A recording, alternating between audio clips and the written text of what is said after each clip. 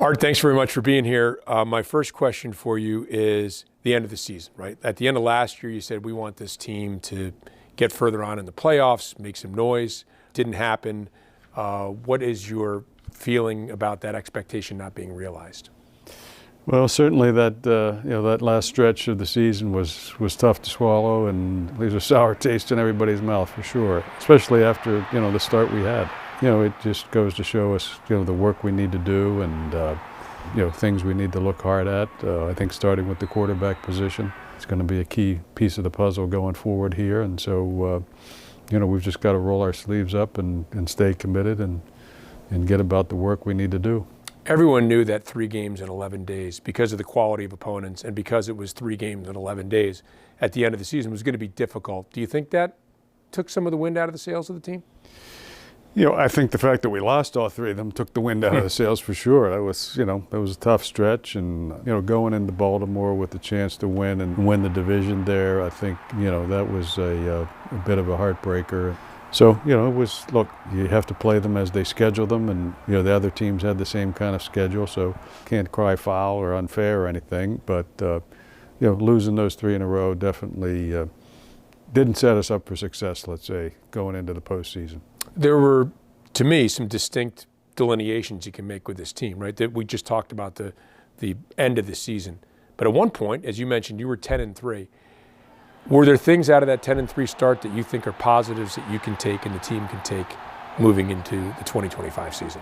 Sure. I think that there are still a lot of positives that we can build on, and winning 10 games is it's not nothing. Didn't accomplish our goals, but we were a playoff team again, and we just need to continue to work hard and put ourselves in position to take that next step.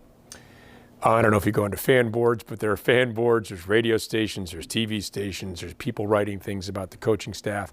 How do you feel about the coaching staff, the job they did, and where that staff is moving forward for the Steelers, Mike Tomlin and his group? I mean, look, you got to start with saying, it wasn't good enough. Finishing that way wasn't good enough, wasn't what we expected, and we need to be better than that. Mike certainly knows that. He's evaluating his staff and will continue to do so. But the coaching staff, I think most of it will stay in place. Our coordinators, I think will stay in place. I look forward to having Arthur Smith for a second year and, having him have more of an opportunity to kind of really put his system in place. So, there's work to be done, and for the most part, I think we have the right people and the right jobs to do it. That is frequently year 2 of a coordinator, frequently a time when an offense or a defense really sort of catches its rhythm. You mentioned the quarterback position. Do you have any idea which way that's going to go right now? You have Russell Wilson, you have Justin Fields, you also have free agency coming up possibly?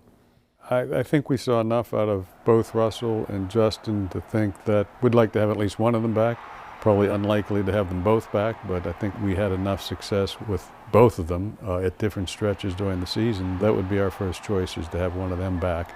But at the same time, we have to look at the draft. We have to look at what else is out there. It's, we have more than one job opening in the quarterback room, and we've got to bring in some people to help us. Talk about the draft. The team has had 2 extremely well-regarded drafts, very productive. We saw it again this year with rookie starters stepping in, even with injuries in the draft class as well.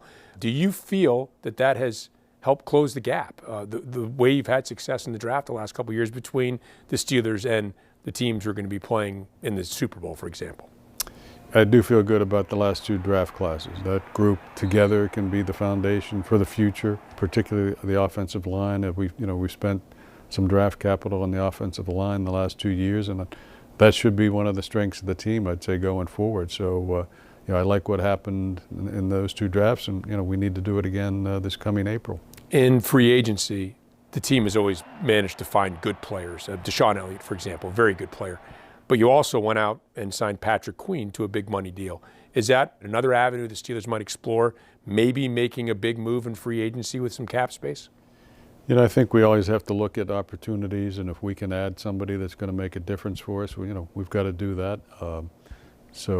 We've never been adverse to doing it, but you have to have sort of the right guy show up at the right time and right place, and hopefully we'll have some opportunities this coming spring.